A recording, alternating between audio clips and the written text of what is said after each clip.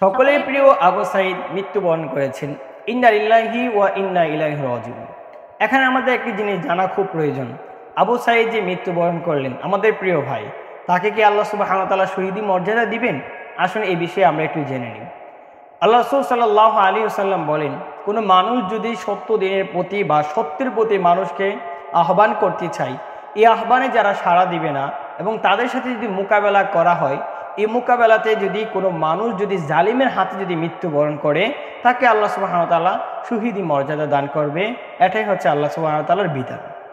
এবার আসুন যে আমাদের প্রিয় আবু সাঈদ ভাই মৃত্যুবরণ করলেন, এই জিনিসটা যদি আমরা লক্ষ্য করি তাহলে এইভাবে পাওয়া যায়, তার নিয়তের উপর নির্ভর করা যায়।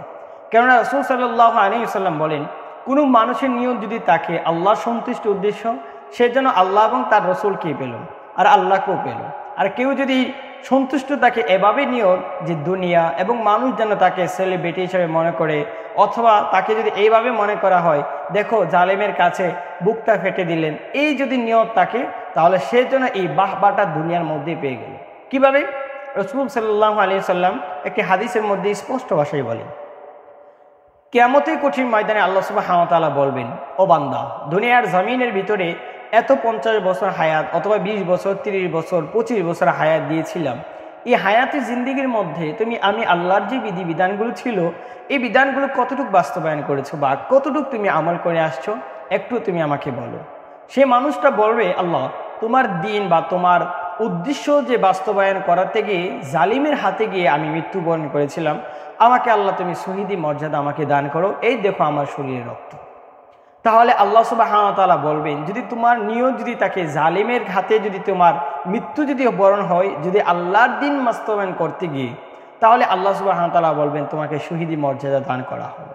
কেননা শহীদরা কবরে গেলে মৃত্যুবরণ করা হয় এমনটা কোনো কিছু পাওয়া যায় নাই, বরং তারাই মূলত জীবিত থাকে, আল্লাহ সুবহানাহু ওয়া তাআলা তাদেরকে নিয়ামত দিতে থাকেন।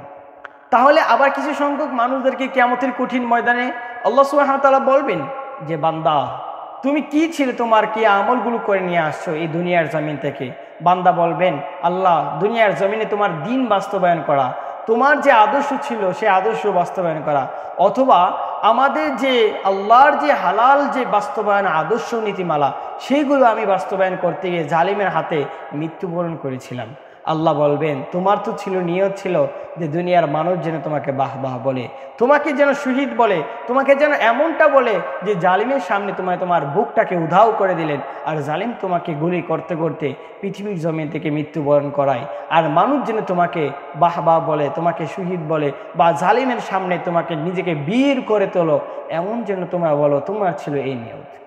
কিন্তু আমরা স্পষ্ট ভাষায় এই জিনিসটা পাওয়া যায়। আল্লাহ সুবহানাহু ওয়া তাআলা যখন বলবেন, ওই মানুষটা বলবেন, আল্লাহ, আমি তো চেয়েছিলাম এই উদ্দেশ্য নয়, বরং এই উদ্দেশ্য। আল্লাহ বলবেন যে, না, তোমার উদ্দেশ্য ছিল এটাই। কিন্তু বান্দা তখন বলবেন যে, হ্যাঁ, অবশ্যই আল্লাহ, আমারও উদ্দেশ্য ছিল এটাই।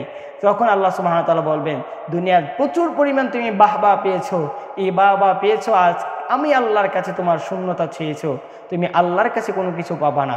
দুনিয়ার বাহবা তুমি পেয়েছো, আর আমি আল্লাহ তোমাকে এখন জাহান্নামের ভিতরে দেওয়া হবে। প্রিয় ভাইয়েরা, এখানে আমরা জিনিসটা পাওয়া যায়, সব কিছু হচ্ছে আমাদের নিয়তের উপর নির্ভরশীল।